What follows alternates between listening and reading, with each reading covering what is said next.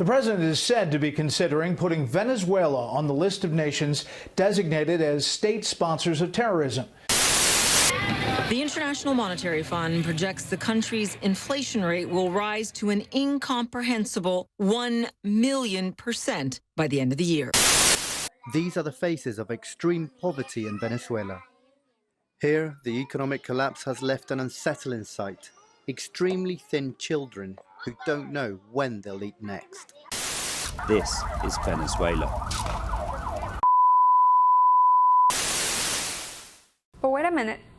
That might be true, but Venezuela is also a land of beauty, of tradition, of gastronomy, of art, of hardworking people who still participate in the workforce. However, in recent years, the country's economic situation has been spiraling out of control. Due to the gross mismanagement of resources and lack of economic diversification, Venezuela has now the highest inflation rate in the world. The International Monetary Fund predicts that by 2019, Venezuela's inflation rate will reach an outstanding 10,000,000%, making the life in the country for its inhabitants unbearable. The diminishing economic condition has taken a toll in the life of the citizens. In 2017, it was reported that nearly 64% of the population lost over 22 pounds of weight. But what's the cost? With hyperinflation, food prices are through the roof. Thousands of Venezuelans are either scavenging dumpsters to find scraps or waiting in long lines to buy bread.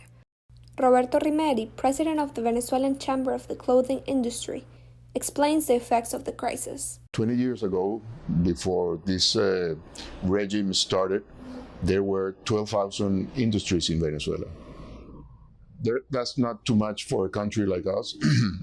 The density of industry per capita was not big, but there were 12,000 industries.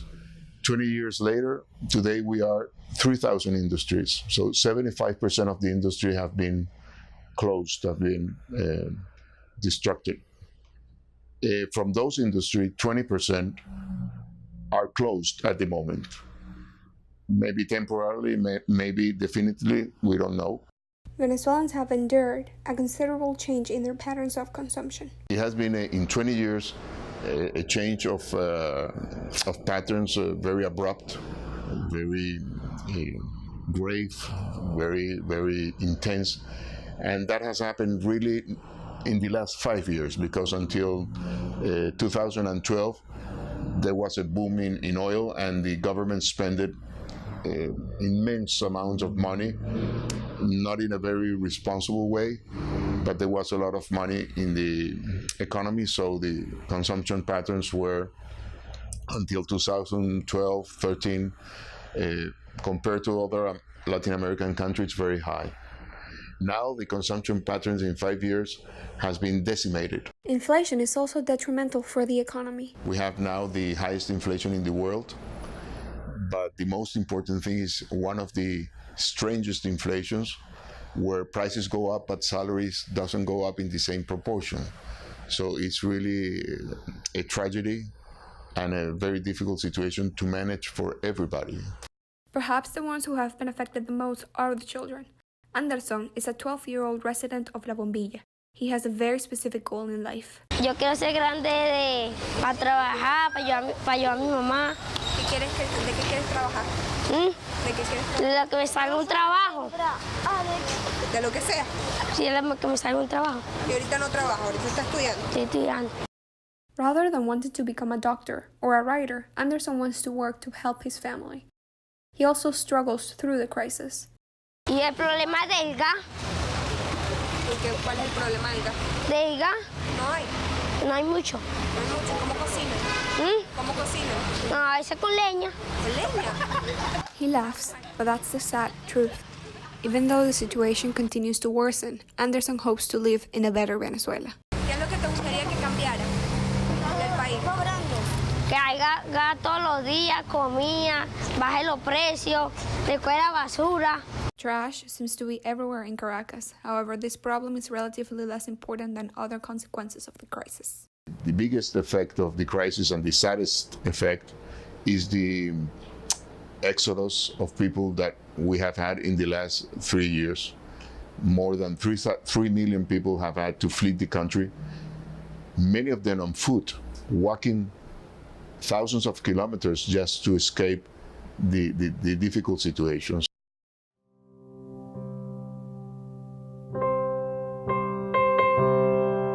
Our life objective never was to come here and stay in USA.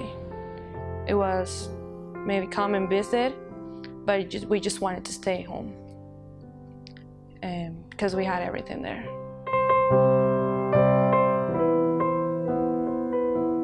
There was a lot of violence, and it was affecting us directly. My mom, she got robbed. It was a really traumatizing experience because she was driving when it happened. My dad, he got hurt by two guys trying to, they got his phone while he was walking the street. And I got robbed too by a guy with a knife. He was threatening me. He said, literally, do you want to die? In the middle of that situation, I was in the middle of the street, and there was a lot of people walking around, and they didn't do anything for me.